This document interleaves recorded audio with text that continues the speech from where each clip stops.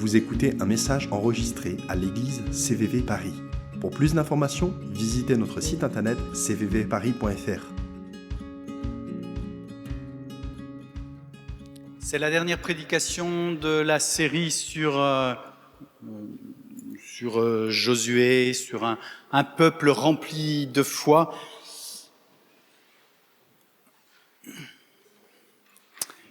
Te disons, Seigneur, que nous voulons ouvrir notre esprit à la présence de ton esprit, encore pour ces quelques minutes qui sont devant nous et autour de ces tables, pour que tu puisses venir aussi parler à notre cœur, toi qui es celui qui frappe à la porte et qui nous invite à ouvrir cette porte pour te recevoir d'une manière toute première ou d'une manière renouvelée. Dans le nom de Jésus. Amen.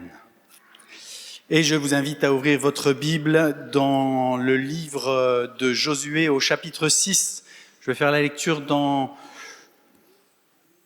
la nouvelle français courant.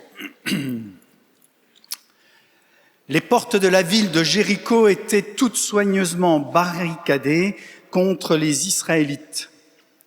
Personne n'entrait, personne ne sortait.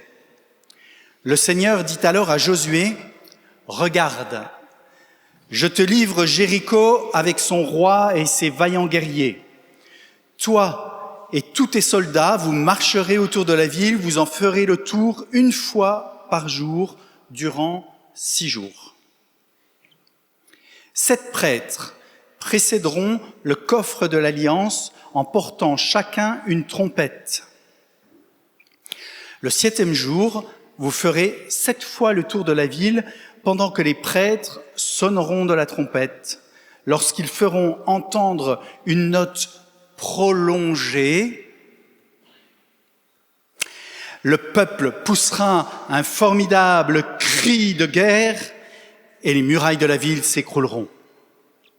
Alors les Israélites monteront tous à l'assaut, chacun droit devant soi. Josué, fils de Nun, appela les prêtres et leur dit « Chargez sur vos épaules le coffre de l'alliance du Seigneur et que 7 d'entre vous le précèdent avec des trompettes. » Puis il donna cet ordre au peuple « En route, faites le tour de la ville, que l'avant-garde passe devant le coffre du Seigneur. » Tout se déroula comme Josué l'avait ordonné. Les 7 prêtres porteurs des trompettes avançaient en sonnant de leur instrument devant le coffre de l'Alliance. L'avant-garde les précédait et l'arrière-garde suivait le coffre de l'Alliance. Pendant qu'ils marchaient, le son des trompettes ne cessait de retentir. Mais Josué commanda au peuple « Restez parfaitement silencieux et ne poussez le cri de guerre qu'au moment où je vous en donnerai l'ordre. » Il leur fit faire une fois le tour de la ville avec le coffre, puis ils retournèrent au camp pour y passer la nuit. Josué se leva le lendemain matin et les prêtres chargèrent de nouveau le coffre de l'Alliance sur leurs épaules. Les 7 prêtres porteurs de trompettes se remirent en marche devant le coffre de l'Alliance en sonnant de leurs instruments. L'avant-garde les précédait et l'arrière-garde suivait le coffre. Pendant qu'ils marchaient, le son des trompettes ne cessait de retentir. En ce 2e jour, ils tournèrent également une fois autour de la ville, puis ils revinrent au camp. Ils agirent ainsi pendant 6 jours.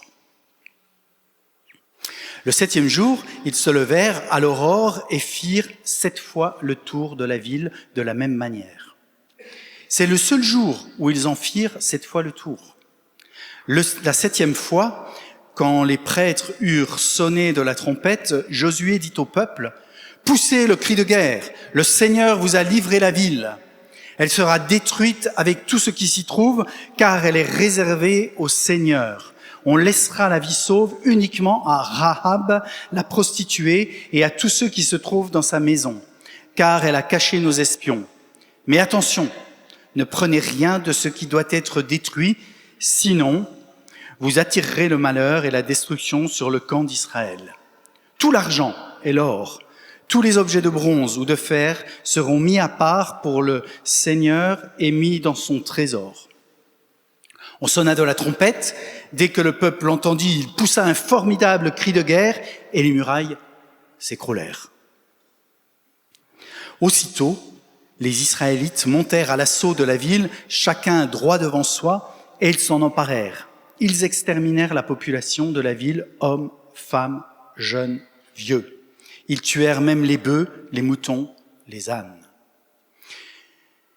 Josué dit aux 2 hommes qui avaient exploré la région, « Allez dans la maison de Rahab, la prostituée, faites-la sortir avec toute sa famille, comme vous le lui avez juré. » Ils s'y rendirent et ils emmenèrent Rahab, son père, sa mère, ses frères, ses sœurs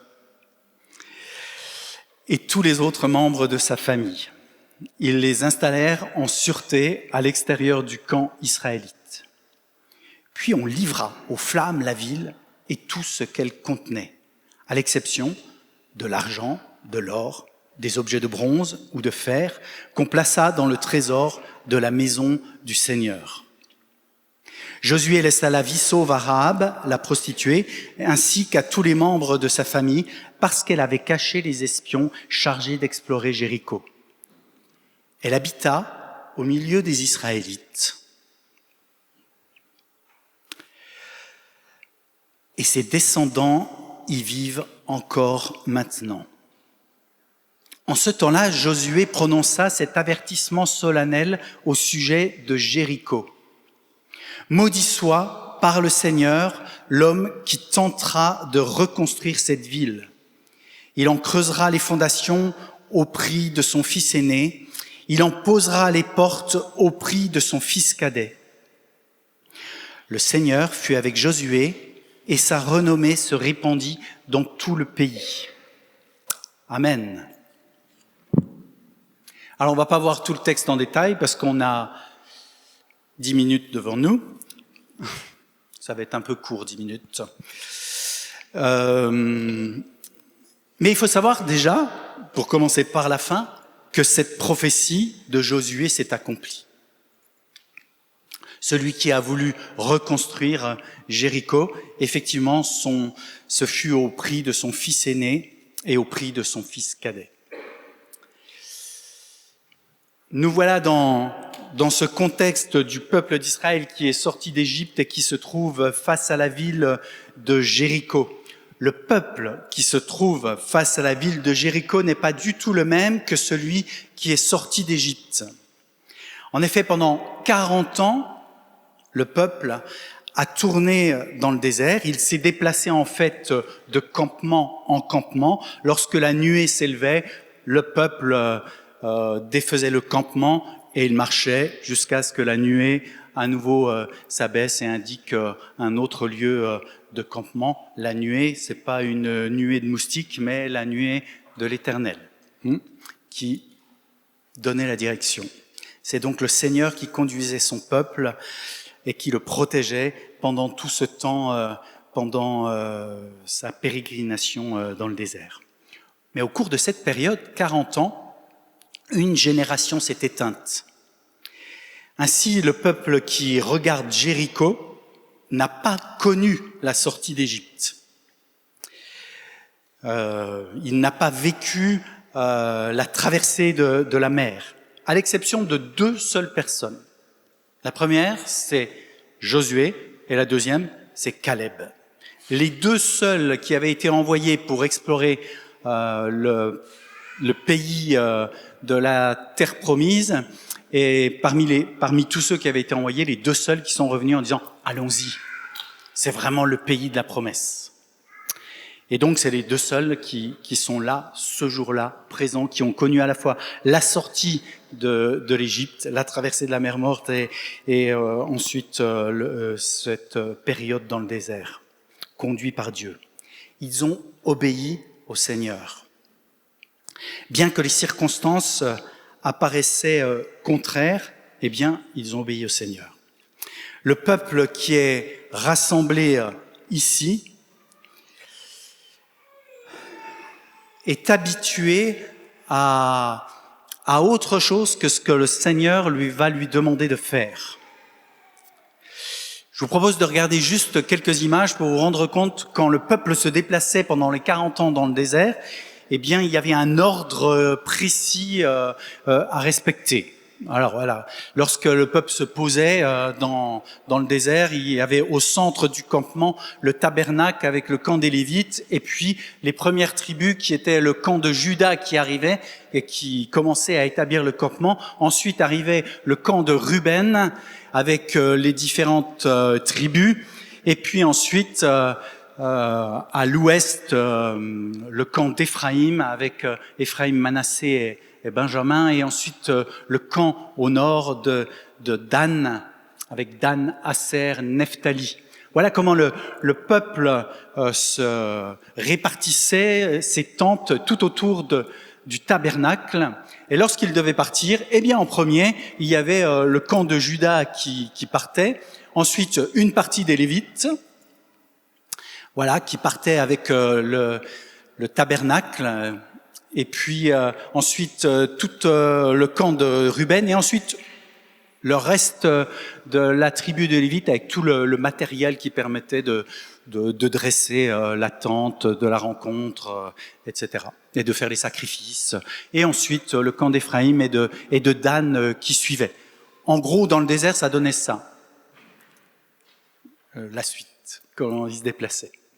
Voilà. En premier, le camp de Juda, les Lévites, Ruben, Lévites, Éphraïm, et ensuite Dan.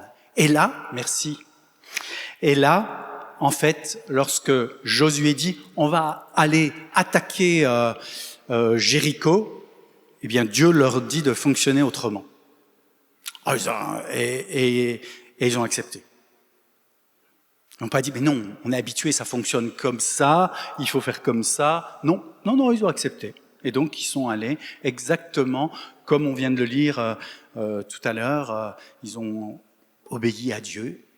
Et je voudrais attirer notre attention sur ce point-là, que le programme n'est pas le même avec Dieu tous les jours. Même si on est habitué à une façon de fonctionner, même si on a nos habitudes avec le Seigneur, eh bien, il peut nous amener à sortir de nos habitudes.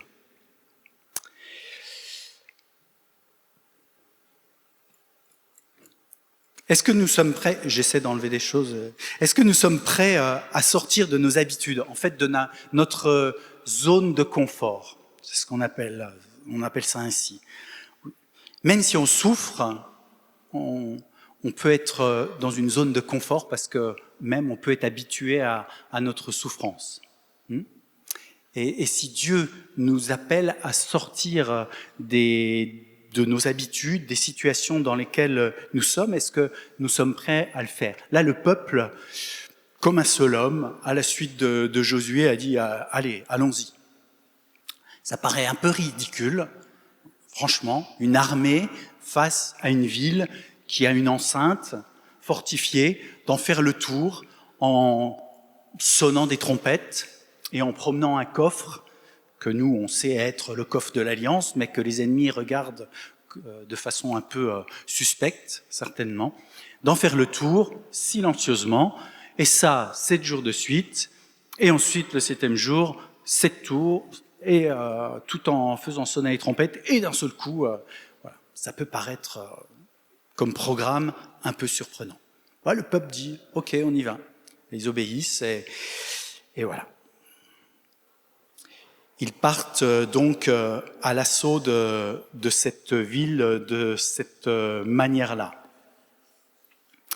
Sommes-nous prêts à suivre, nous, le Seigneur, en toutes circonstances? Même quand cela implique de changer notre quotidien et, pourquoi pas, d'aller vers de nouveaux horizons.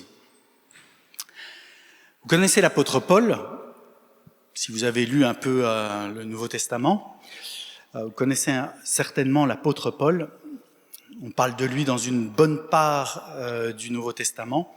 Et en fait, l'apôtre Paul est un peu pris comme modèle et il brille en fait par sa fidélité à Dieu, dans son implication à à implanter de nouvelles églises et à les entourer dans leur développement. Je vous propose de lire un passage dans la 2e aux Corinthiens, au chapitre 11, les versets 21 à 33.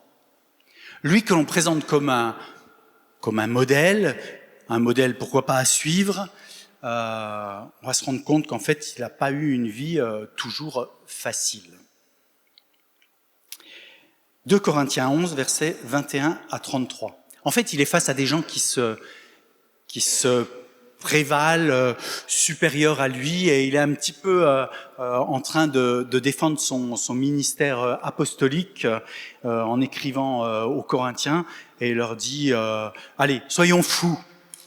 Ils se disent hébreux, eh bien, je le suis encore plus qu'eux.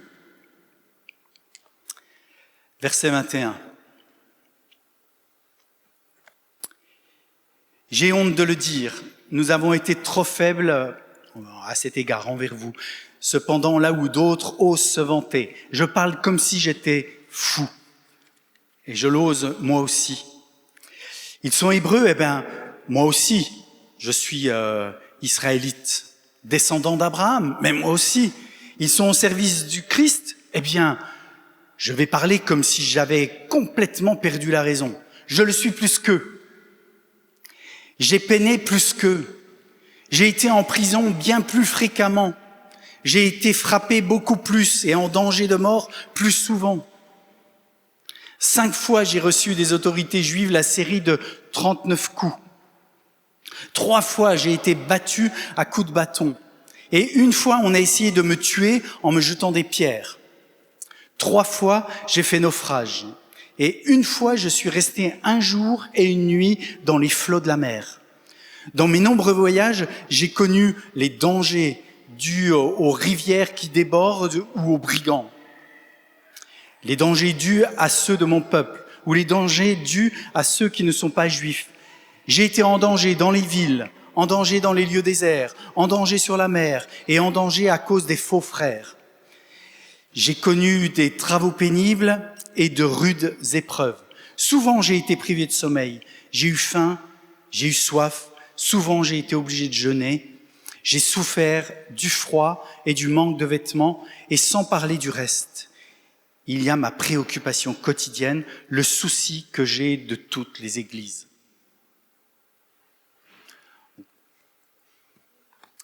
Pas une vie facile, mais il a demeuré fidèle au Seigneur. Le Seigneur l'a conduit dans des chemins compliqués, c'est ce qu'il nous décrit. On n'a pas tous les détails. Si on lit les Épîtres, si on lit le livre des Actes des Apôtres, on peut voir à certains moments à quoi l'apôtre Paul fait allusion, mais on se rend compte qu'en fait, il y a aussi beaucoup de choses qui ne sont pas dites en détail sur sa vie dans ces passages, et que en fait l'apôtre Paul a eu une vie parsemée d'embûches, pour le moins. Alors attention, je ne suis pas en train de laisser entendre que Dieu prend un malin plaisir à mettre ses enfants en difficulté pour éprouver leur résistance, leur fidélité ou leur attachement. Non, au contraire. Je suis en train de mettre le focus sur le fait que, bien plus tôt, eh bien, quelles que soient les circonstances, et on voit qu'elles ont été multiples pour l'apôtre Paul, multiples difficultés, eh bien, quelles que soient ces circonstances-là, où l'on se trouve, le Seigneur est avec nous. Quelles que soient les circonstances où tu te trouves aujourd'hui, Dieu est avec toi.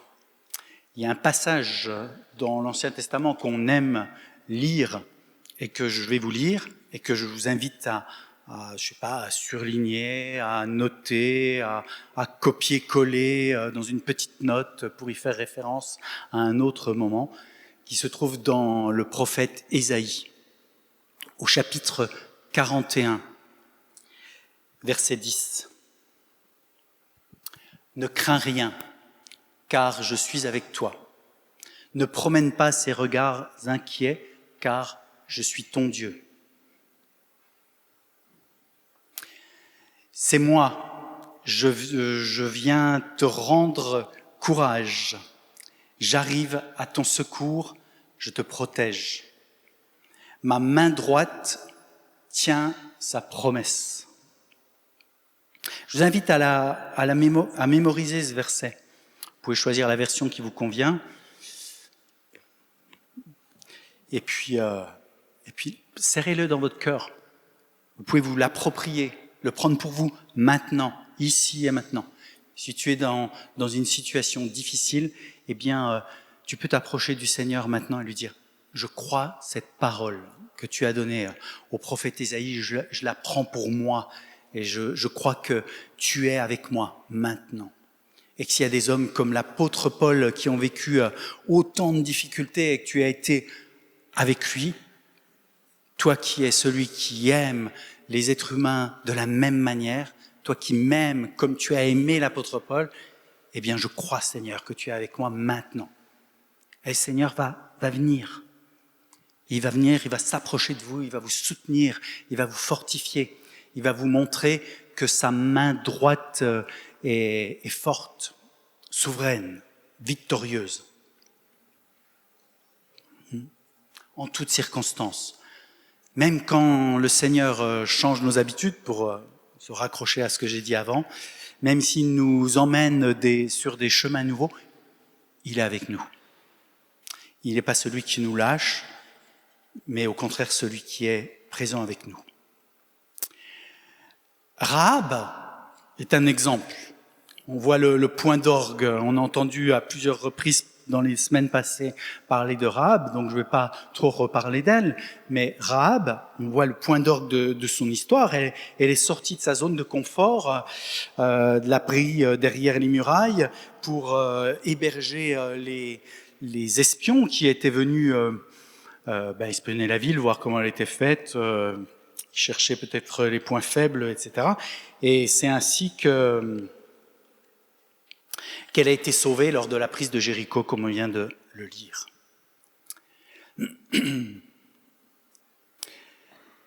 Place ta confiance dans le Seigneur en toutes circonstances. Ce que le Seigneur demande à Josué et au peuple semble fou, encore une fois. Prendre une ville en faisant le tour. En fait, en leur donnant ce programme nouveau, ce nouveau logiciel de prise de ville, eh bien, le Seigneur est en train de réaffirmer auprès du peuple que c'est lui et lui seul qui leur donne ce pays, c'est lui et lui seul qui leur donne cette ville. Et donc, ce n'est pas en comptant sur leurs forces guerrières, ce n'est pas en comptant sur les vaillants héros qui constituent toutes ces tribus que la ville sera prise, mais c'est parce que toutes ces tribus se confient dans le Seigneur que la ville va tomber. Et le Seigneur est donc celui, à ce moment-là, qui leur dit, voilà, compte pas sur tes propres forces, compte pas sur ton intelligence, ne compte pas sur tout ce que tu pourrais élaborer, compte sur moi. J'ai vécu cet épisode de la prise de Jéricho. C'était dans la fin des années 90. Un jeune membre de l'église où j'étais pasteur se mariait, il se mariait après avoir quitté notre église et il se mariait en Normandie. Donc j'étais invité pour le mariage. On est allé en famille là-bas. Et le lendemain, le pasteur m'a dit c'est toi qui vas faire la prédication. Et le Seigneur m'a conduit à prêcher sur la prise de Jéricho. Alors, c'est pas la prédication que je viens de vous faire, c'en était une autre, mais voilà, j'ai prêché sur la prise de Jéricho. Et c'était dans la même salle où il y avait eu le mariage la veille. Et pendant le mariage, ils avaient gonflé des ballons, et les ballons, pendant la fête, s'étaient tous envolés, et ils étaient collés au plafond. Et donc, voilà, il y avait plein de ballons avec le prénom des mariés, ou je ne sais plus ce qui était écrit sur les ballons, mais il y avait tous les ballons étaient au plafond de la salle qui était un tout petit peu plus basse que celle-là, mais quand même, le plafond était assez haut. Et au moment où j'ai lu le texte et que j'ai prêché et que j'ai dit, voilà, le peuple s'est mis à crier, à faire les prêtres à faire retentir la trompette, et le peuple s'est mis à crier un grand cri de guerre. À ce moment-là, il y a les ballons qui sont descendus, comme ça. Mais c'est vrai.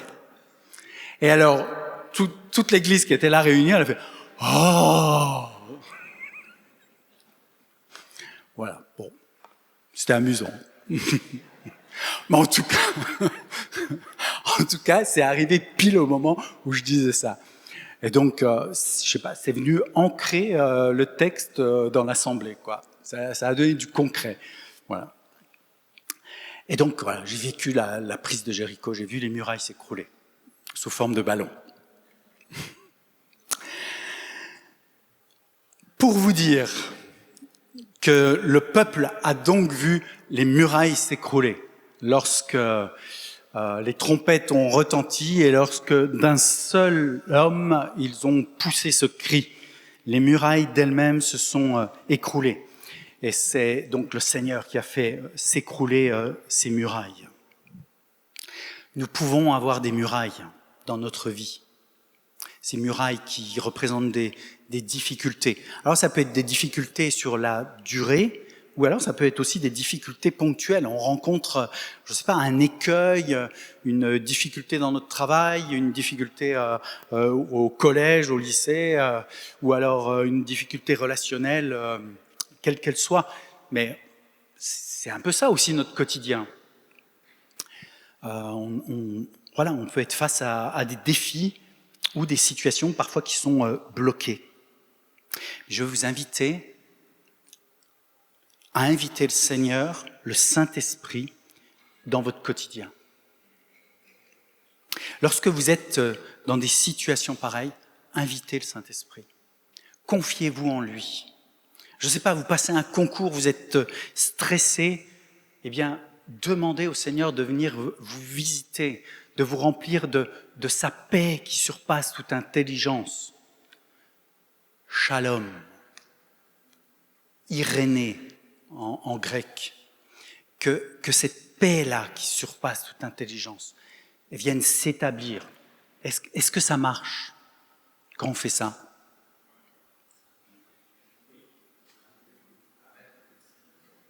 Amen. Oui, le Seigneur répond présent. Ça ne marche pas parce que c'est magique. Ça marche parce que il le fait marcher. Il fait descendre sa paix dans notre cœur. Et dans tes études, tu as tout bien révisé. Jour de l'examen, ta tête est vide. Est-ce que c'est déjà arrivé à quelqu'un ? À part moi.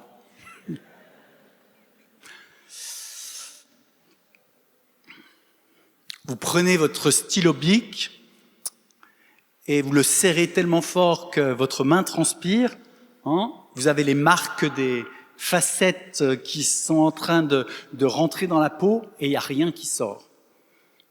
Mais vous savez que dans ces circonstances-là, si vous faites appel au Saint-Esprit, eh bien, il peut faire revenir à votre mémoire les choses que vous avez révisées,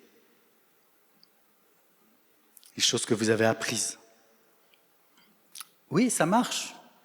Ça marche même pour les clés de voiture, pour d'autres aussi. Le Seigneur est là, dans notre quotidien. Il s'occupe des petites choses aussi du quotidien avec nous. Je ne sais pas, au travail, je ne sais pas quel est votre métier, mais peut-être vous avez besoin d'être inventif, de créer ou alors de résoudre un problème ou de surmonter peut-être même une difficulté relationnelle avec un collègue ou une équipe, je ne sais pas. Eh bien, invitez le Saint-Esprit. Même dans ces circonstances-là, il est celui qui peut venir vous soutenir, venir vous encourager, venir vous donner l'intelligence, renouveler pour résoudre ces problèmes ou avoir l'idée lumineuse pour le moment précis. Est-ce que ça marche ? Oui. L'Épître aux Philippiens, au chapitre 4, versets 6 à 7. Ne vous inquiétez de rien, mais en toutes circonstances, demandez à Dieu dans la prière ce dont vous avez besoin et faites-le avec un cœur reconnaissant.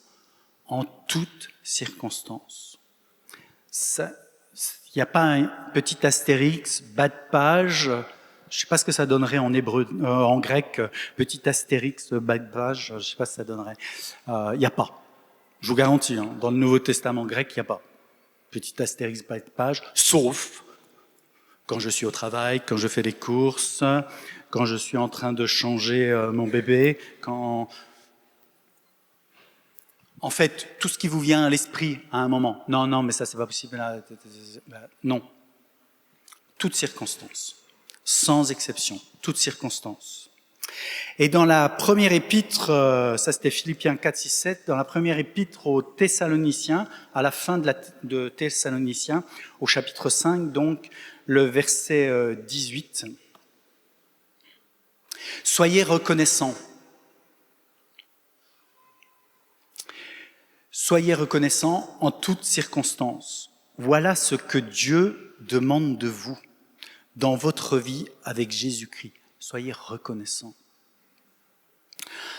Ça, c'est juste pour nous rappeler que lorsque nous avons passé un concours et que le Seigneur est venu à notre secours, lorsque on avait perdu la mémoire sur ce qu'on a appris, ou qu'on a retrouvé nos clés de voiture, ou lorsque au travail on a été inventif d'un seul coup et que tout le monde est là. Wow. Et lorsque on a réussi à résoudre un problème, ou enfin on est sorti d'une difficulté relationnelle avec des collègues de travail, reconnaissance à Dieu. Ne tirons pas la couverture à soi, mais sachons être reconnaissants. D'accord ? Suivre Jésus, frères et sœurs. Comme le peuple a suivi Josué.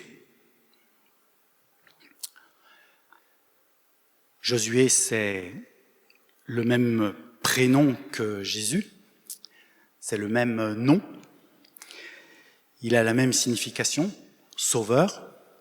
Le peuple a suivi Josué parce que Josué a reçu la directive de la part de l'Éternel. Le peuple a donc suivi. Eh bien, nous suivons Jésus en toutes circonstances, même lorsqu'elles sont inhabituelles. Laissons le Seigneur nous surprendre et nous conduire. Et puis, en toutes circonstances, plaçons et gardons notre confiance en Jésus. Amen. Je te prie, Seigneur, de venir nous visiter ce matin pour que nous puissions serrer ces paroles dans notre cœur, que nous puissions les avoir à nouveau en mémoire lorsque des circonstances vont survenir dans les prochains jours, prochaines semaines, voire plus tard, que l'on puisse se souvenir de cet enseignement, de ces vérités tirées de ta parole, en pensant à la ville de Jéricho. Ou alors, des personnes parmi nous ce matin qui sont peut-être bloquées, qui sont peut-être fatiguées, chargées, et qui ont besoin d'être visitées, renouvelées par toi. Je te prie par ton Esprit Saint de venir faire cette œuvre en nous et parmi nous, dans le nom de Jésus. Amen.